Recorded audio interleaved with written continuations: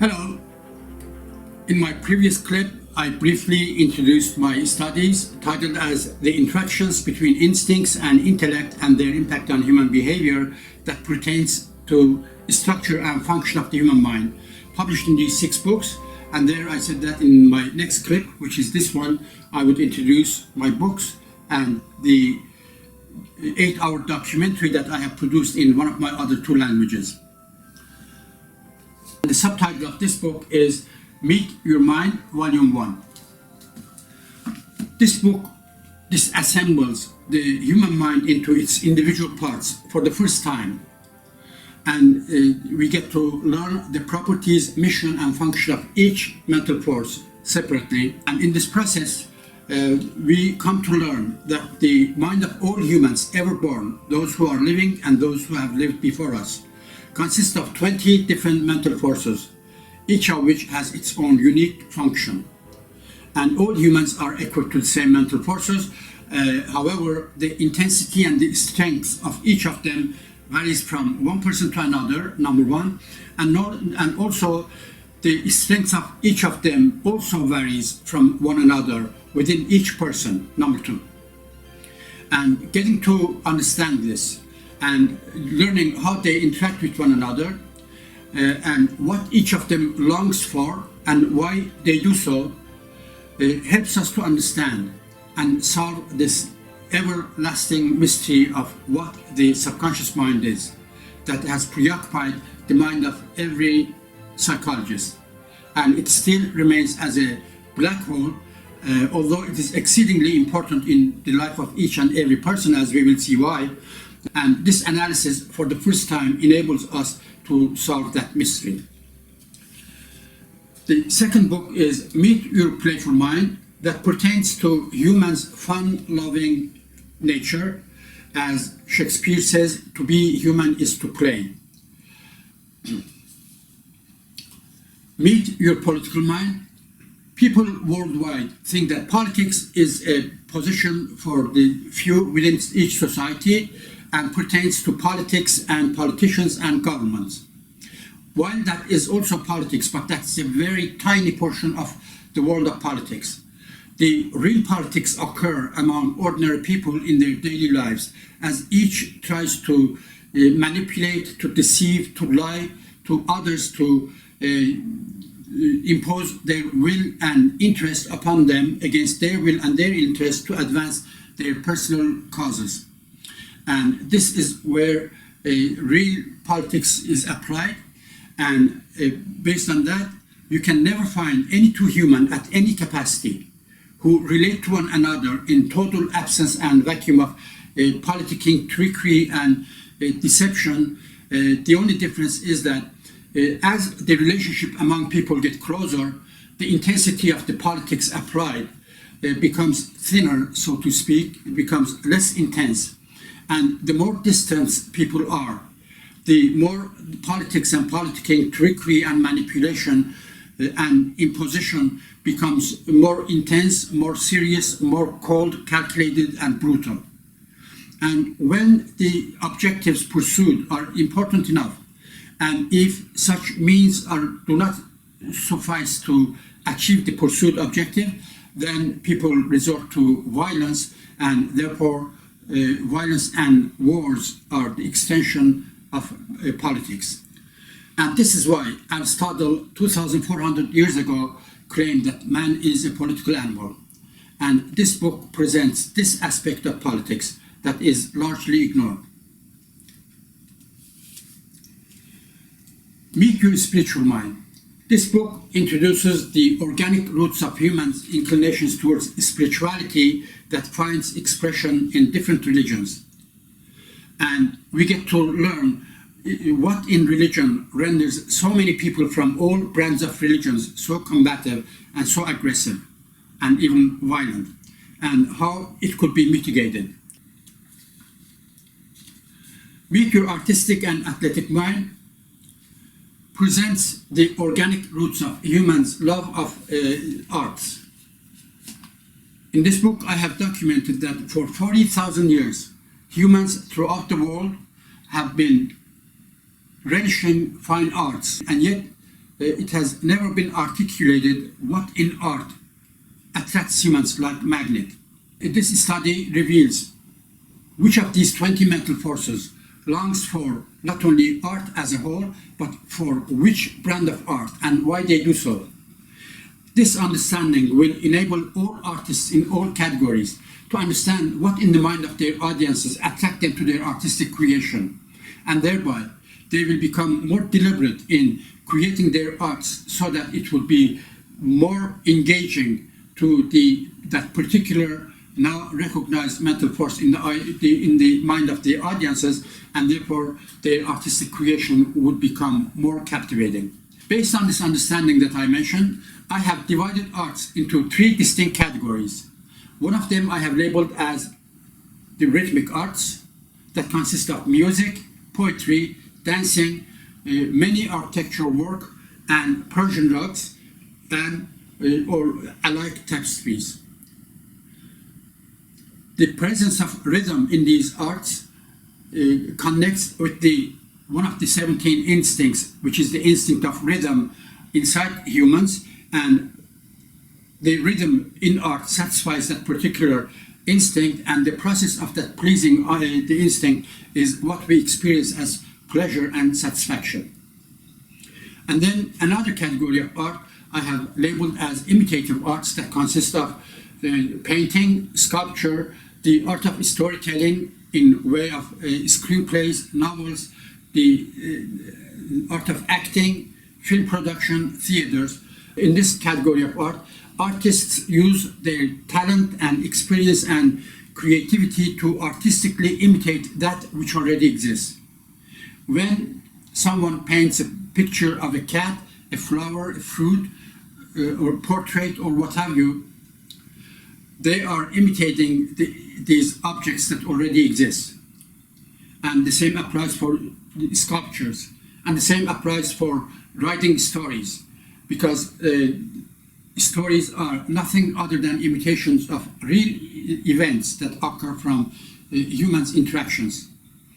And acting the same way. If an actor is acting in a documentary, then they are imitating a real person, and otherwise they are imitating a character created by the writer. In all cases, these are imitations. And filmmaking the same way, and theater likewise. And therefore, for this reason, I have labeled this category of arts as imitative arts. And then we also have abstract art, which already existed. Not only this, but each of these categories of arts pertain to a particular mental force. And therefore, based on the structure of the art forms, and also which mental force they connect with, is what determines this categorization of arts, which exceedingly simplifies the art, and for the first time it becomes accessible to us. And so that after 40,000 years, we have a way to make art accessible and enjoy it more, and also create better arts. Also, as the title indicates, meet your artistic and athletic mind. This also covers exactly what in human mind longs for sports, and why is it that it renders men sport fanatics more readily than it does with women. And we get to understand another major aspect of human inclinations and activities, that together arts and sports beautify human life, and both of them are covered in this book. Meet your sexual mind. At first glance, because the sexuality of all beings are very simple to understand, we might be inclined to think that the same applies also to humans, which is not the case. Human sexuality not only is complex, but it's paradoxical. And that's to say that because of the bipolar nature of human mind, consisting of instincts and intellect, each of these two mental forces are pertaining to human sexuality not only are different, but they are opposite. And each of them issues its own commands pertaining to human sexuality based on its own nature. And because of the contradiction in the nature of the instinct and intellect pertaining to human sexuality, an inner conflict takes place in human mind, and that finds reflection in our material world. Therefore, one of these two mental forces command humans to be polygamous, and the other one demands them to be monogamous. And therefore, again, this contradiction finds reflection in the behavior of very many people in a universal scale, and that is what renders the human species and human species alone sexually confused. And because of this contradiction, one of them forcing humans in one direction and the other one forcing humans in the other direction, and both of them being compelling forces, is the birthplace of this fascinating human psychology, which is known as sexual fantasies, which becomes a bridge in between these two mental forces of instinct and intellect pertaining to human sexuality. That's what is covered in this book. And a while back, I created this 8 hours documentary in one of my other 2 languages. As each of the books cover a particular aspect of my findings, each DVD also covers a particular aspect of the same findings in a different language. And because Muhammad Ali was one of my favorite people, I selected him to represent this DVD.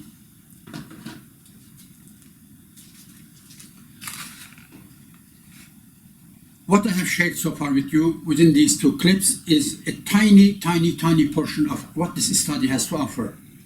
And here I will share with you one more of the benefits that we can exact from this study. And that is recognizing what the subconscious mind is, which still remains as a black hole, despite the fact that it has preoccupied the mind of virtually every psychologist in a universal scale. But it still continues to conceal its mysteries. Let us examine why that is. Because we were oblivious to the existence of these 20 different mental forces that this study unveils, that created a major unknown factor about the human mind. Number 1. Number 2, because we did not know these 20 different mental forces, then obviously we could not know their properties, mission, and function, and what each strives for. And that created another major unknown factor about the human mind. Third, because we did not know that the human mind and human mind alone was bipolar, consisted of instincts and intellect, and therefore we did not keenly study and understand the intricacies of each of these 2 mental forces, and therefore we did not understand how they interact with one another and jointly command everything we do. That created another important unknown factor about the human mind. These 3 unknown factors together constitute what is commonly known as the subconscious mind.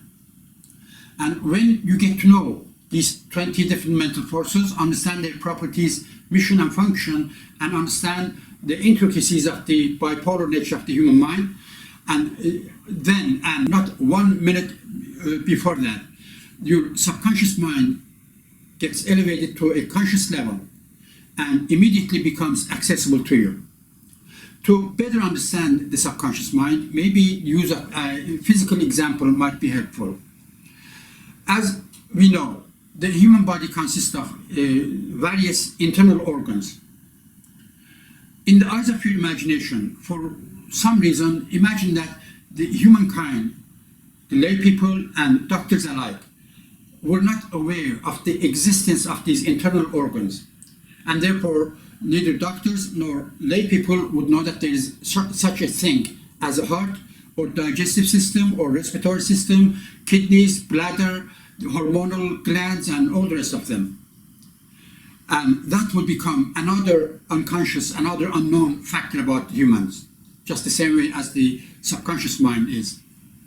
But because for thousands of years the human body has been opened, then not only doctors but lay people like myself have come to know, at least at basic levels, that the human body consists of all these internal organs.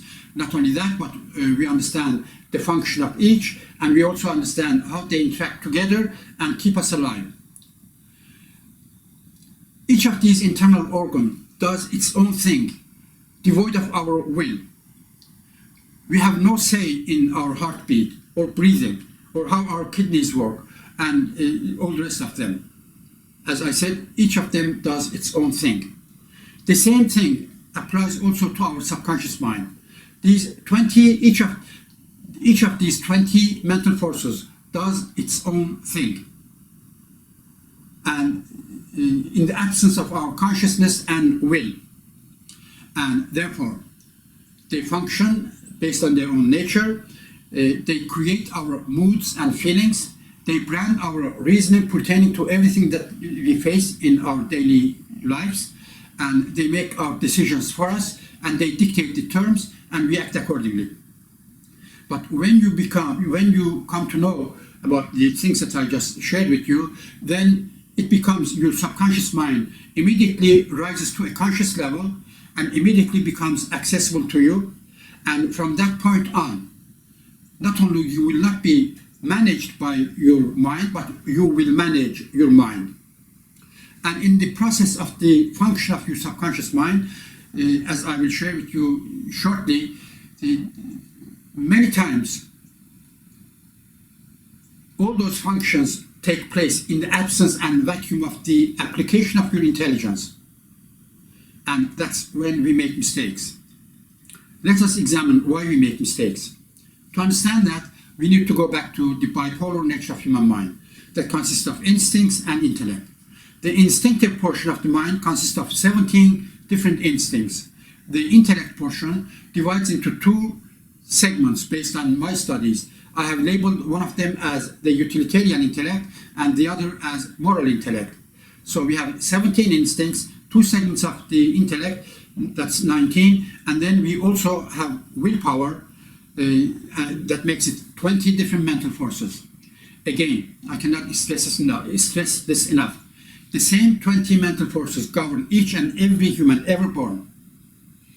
The only difference is that the intensity of each of them varies from one person to another, and that distinguishes people from each other and define each of us. To understand why we make mistakes, we need to understand the function of instincts. Each of these 17 instincts strives for a well-defined particular objective, nothing more and nothing less. Why they do that? Because achieving these instinctive urges and impulses that each of these instincts create results in experiencing pleasure and satisfaction and gratification and glory. And that pleases people and that motivates people to pursue such instinctive impulses and urges, and that sets us in motion and makes us to act and interact, and life goes on. To make sense of what is to come, we need to understand some of the properties of instincts. As I mentioned in my previous clip, instincts are unchanging, unchangeable, stagnant, and therefore are primitive in humans and in animals. Number one. Number two, instincts emerge and function in absence and vacuum of intellect and reasoning, and they are totally alien and blind to what intellect has to offer. That's to say, when a particular instinct becomes active, the urges and impulses that it induces and desires to pursue them, it is totally impervious to if this desire is logical or illogical, possible or impossible, practical or impractical, what risks are involved, how costly it is, what consequences it will cause. Is it legal or illegal? Is it just, fair and humane, or is it unjust, unfair and inhumane? They are totally alien to these, and they just cannot relate to them, they cannot comprehend them. As such, all instincts are blind. And because the intensity of each of these 20 mental forces varies from one person to another, which includes these 17 instincts, and therefore instincts that pursue pleasure and satisfaction makes all of them selfish. And because they all are alien to what intellect has to offer, they all are blind, and therefore they are blindly selfish. And the strongest among them induces the deepest pleasure and satisfaction and temptations. And they become, indeed, more often than not, they become powerful and irresistible. Now, when such instinct urges and impulses are irrational, unjust, unfair, illegal, inhumane, so forth and so on, that immediately triggers human intellect into action. And it rises into action to oppose the pursuit of such irrational objectives. And a conflict occurs between these two mental forces of instinct and intellect. And depending on which prevails over the other, determines what this person who is subjected to this inner conflict will do. If intellect prevails over instincts, obviously these pursuits are stopped. However, if the reverse occurs, instinct, it defeats intellect and silences it, then that instinct active at that time and in that person becomes the sole actor in the realm of the mind of that person and calls the actions required to achieve this objective, and the person acts accordingly. But that at this juncture, a phenomenal transformation takes place in the mind of that person, which is indeed phenomenal. That is, that this vanquished intellect becomes active again, this time for a totally different purpose. It no longer wants to stop this pursuit because that battle was fought and lost. This time, slavishly, it wants to afford everything at its disposal to make sure that this pursuit, followed by this particular instinct active at the time, is the most successful, the least costly, and the least risky. And therefore, as if this contradiction did not exist up until a minute ago. And to use the use of an example might help you to find endless other examples of different magnitude and seriousness. Suppose a person wants to rob a bank, and obviously this conflict occurs in that person, and if he strongly wants to continue with this pursuit, then this vanquished intellect, for the second time becoming active, shows which bank to rob, when to rob, what steps to take beforehand, what weapons to use, what steps to take afterwards, so forth and so on, to prevent being captured. All of these are afforded by human intellect. And that is why that's what I mean by instinct and intellect are interlocked relentlessly, sometimes in cooperation and sometimes in contradiction. And this example demonstrates both phases of this interaction in opposition and in cooperation. This is the trend that people go through. This is where people make mistakes, which is to say, when the strongest instincts within each person, that nobody knows which one it is active, and it readily defeats our intellect, and the human reasoning faculty becomes inactive, and therefore our blinding, selfish, primitive instincts dictate the terms of our action, and we blindly pursue them in the absence of the application of our intellect. That's when people make mistakes, which could be a passing event or it could be a prolonged process. Based on my understanding of the structure and function of human mind, that I have shared with you a tiny portion of what these 6 books have to offer. I have created an online personality and behavior assessment test that when you take the test, you answer some short and simple questions, and there is no right or wrong answers. You just present your feelings and your thoughts and your values. Then you get an immediate report that shows the strengths of these mental forces in a bar graph in a descending order that compares the strengths of these 20 mental forces to one another in your mind, number one. And number two, this comes with an elaborate text that introduces each of these 20 mental forces, shows how each of them impacts your life in your daily life, makes recommendations for you how to manage each of these mental forces to maximize their benefit and to minimize the potential mistakes that they might lead you into. And this is the process that helps you understand your subconscious mind and elevate it to conscious level. And with the application of your intelligence in every instance, then you, number one, because you are aware, then you understand the primitive origin of many of these instinctive inclination that come into your mind. And number two, with stronger willpower and determination, you oppose these instinctive impulses, avoid many of the mistakes that you would otherwise make. You become a more refined person because your life is driven largely by your refined intellect rather than by your crude and raw instincts. Also, you make less mistakes, achieve more success, and transform your life. This is only one of the many benefits that this study has to offer. And in doing so, we say goodbye to the subconscious mind forever.